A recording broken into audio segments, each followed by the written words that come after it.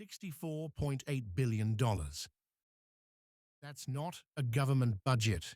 That's not the GDP of a small country.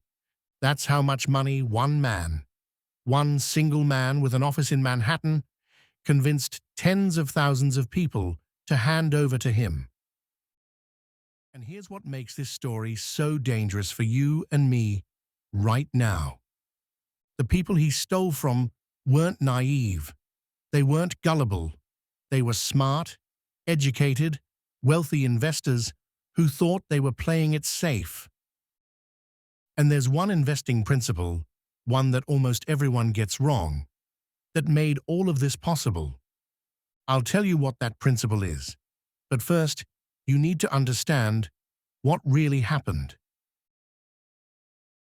Bernie Madoff didn't look like a criminal. He was the former chairman of the Nasdaq Stock Exchange. He was a pillar of the Jewish philanthropic community. He had a Palm Beach mansion, a yacht, and a reputation that Wall Street would have killed for. When you gave money to Bernie, you felt special. His fund was selective, exclusive. People begged to get in. Hedge fund managers vouched for him. Charities invested their entire endowments with him. He was returning consistent 10 to 12% annually, every year. Bull market, bear market, recession, crisis. It didn't matter. Bernie always delivered. And that should have been the first red flag. December 2008. The financial crisis is destroying portfolios worldwide. The S&P 500 has fallen nearly 40%. Banks are collapsing. And suddenly, Bernie's clients start asking for their money back. That's when the walls caved in. Bernie's sons, who worked at his firm, confronted him, and Bernie told them the truth for the first time. He told them the business was a lie. All of it. For decades. There were no trades. There were no investments. There was no fund.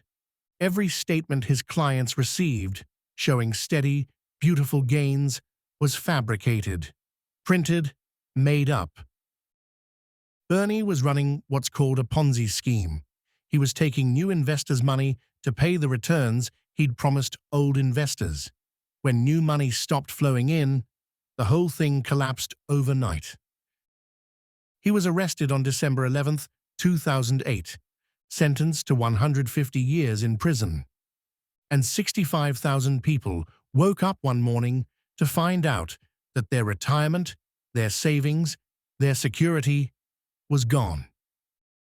So here's what I promised you at the beginning. The one investing principle that made all of this possible. It's called chasing consistent returns over understanding what you own.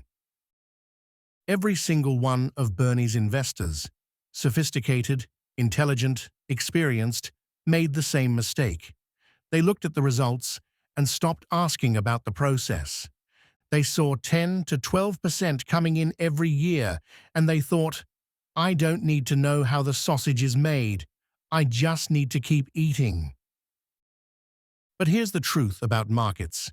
No one, no fund, no algorithm, no genius can guarantee consistent positive returns every single year. Not through a dot-com crash, not through 9/11, not through 2008. Markets go down. That's not a bug. That's the feature. When someone tells you they've found a way around that, that's your red flag.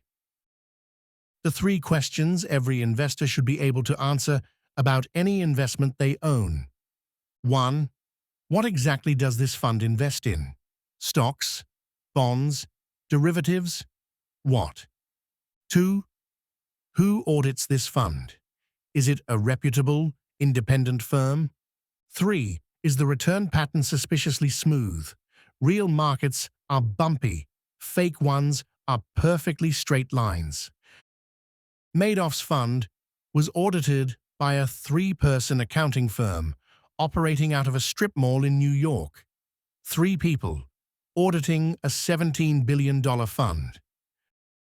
Nobody asked, "So, what should you actually do with your money if you're watching this and you're young, 20s, early 30s, and you're just getting started?" Here's the boring, unsexy truth that actually works. Index funds. Low cost, diversified, publicly audited, regulated index funds. Not because they're exciting, because you can see exactly what's inside them, because they're legally required to disclose their holdings, because the strategy is just own a little piece of every major company and let the economy grow over time. The S&P 500, which tracks the 500 largest US companies, has averaged about 10% annually over the last century, not every year. Some years it's up 28%, some years it's down 38%, but over long periods of time, it goes up. That volatility isn't the risk. The risk is handing your money to someone promising to make the volatility disappear. Because when someone makes the volatility disappear, what they've actually done is make your money disappear. Bernie Madoff died in prison in April 2021.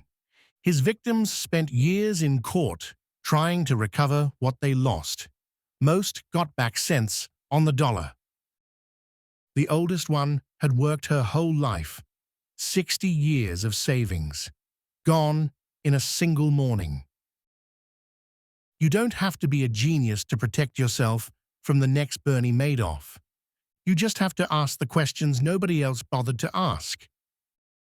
Understand what you own, know who audits it, and be deeply suspicious of anyone who promises you a world without risk.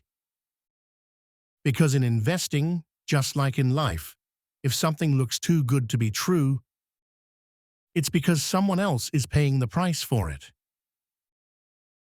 If you want to go deeper on how to actually build a portfolio that's transparent, low cost, and built for the long run, the next video breaks that down step by step. It's linked right here. See you there.